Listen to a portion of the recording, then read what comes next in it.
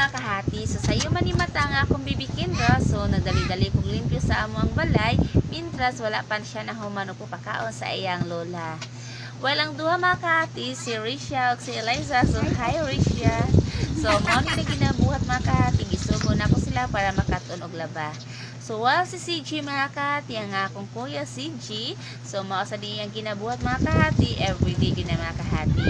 Ako ni ang OOTD sa mangwalang Kindra, ganihan mga kahati, kaya nag 8 months old naman siya mga kahati. So today, August 5, 2020, so nag 8 months old na ang amuang prinsesa mga kahati.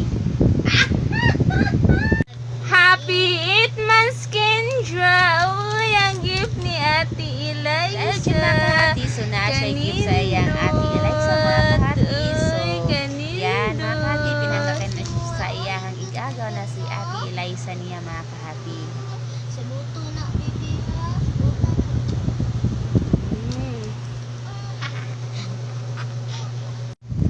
Uy, So, ang iyang Ate Risha sa mga kahati, na po siya gift sa iyang Ate Risha, duha ka t-shirt mga kahati. So, ina na siya Uy, kapinangga sa iyang galang-galang ka Ate sa iyang Risha. mga ate na siya gift ate mga sinina.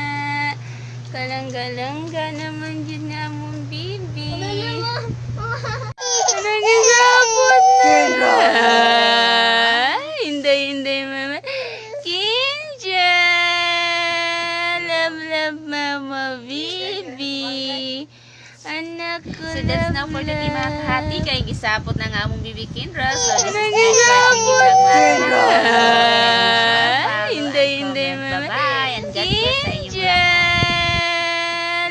Love, mama, bibi. Anak ko,